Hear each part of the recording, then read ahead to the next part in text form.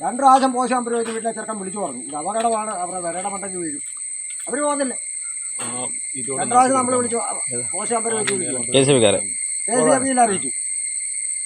ആ സുദർശന്റെ വീടിന്റെ മണ്ടയിലോട്ട് ചാഞ്ഞു. ഇത് ഒടിഞ്ഞാലും അതിന്റെ മണ്ട വീഴുവോ? വീടും. വിളിച്ചു പറഞ്ഞിട്ട് 1 മാസം 2 പ്രാവശ്യം വിളിച്ചു പറഞ്ഞു വീട്ടിൽ നിന്ന്. അവൻ വിളിച്ചു വന്നില്ല. ഇതിലോട്ട് വന്നില്ല. ഇന്നുവരെ വന്നിട്ട് അവിടെ മോശിപ്പോഴും എലിയൊക്കെ തുറന്നു. കയ്യാലെ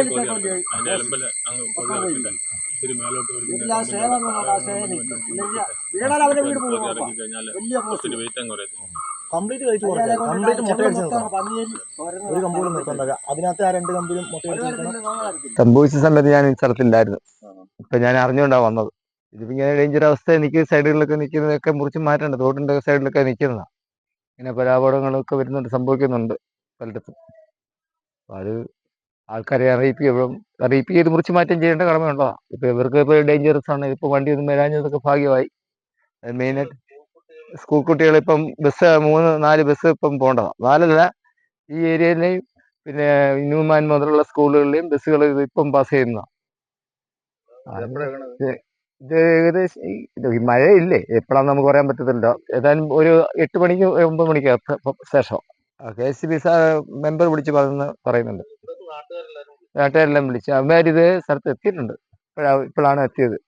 ഈ കരണ്ട് കിടക്കുക, അതിനകത്ത് ജനങ്ങൾ ഒരു അറിയാതെ വന്ന് ബൈക്കിലൊക്കെ വന്ന് കീഴിൽ കൂടെ കയറി പോകാമെന്ന് വിചാരിച്ചു കഴിഞ്ഞാൽ ഭയങ്കര ഡേഞ്ചർ അവസ്ഥയിലായിരുന്നു. പക്ഷെ വിളിച്ചവർ ഓടി എത്തത്തില്ല. അതാണ് ഇതിന്റെ ഏറ്റവും വലിയ. ഈ ഇലക്ട്രിസിറ്റി ഓഫീസിൽ ഒന്നാമത് ഇലക്ട്രിസിറ്റി ഓഫീസിൽ വിളിച്ച ഫോണ് ഇല്ല. ഇന്നലെ അവിടുത്തെ CUG നമ്പർ ആണെങ്കിൽ അവിടെ സ്വിച്ച് ഓഫ് ആയിരുന്നു. അത് കഴിഞ്ഞതിന് ശേഷം ലാൻഡ് ഫോൺ നമ്പറിനകത്തിലാണെങ്കിൽ ഒരു 1000 തവണ വിളിച്ചണക്കെയാണ് അത് കിട്ടിയത്.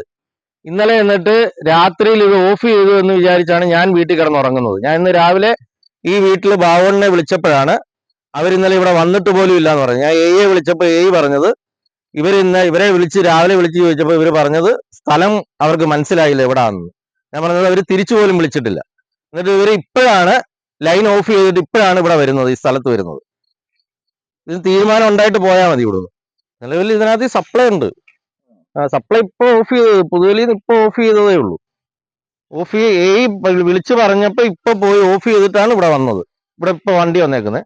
വണ്ടിയുടെ താക്കോല് ഞാൻ എടുത്തിട്ടുണ്ട്. ഇതിന് തീരുമാനമാവാതെ ഇവിടുന്ന് ഈ വണ്ടിയും വിടത്തില്ല, ഇവരെയും വിടത്തില്ല.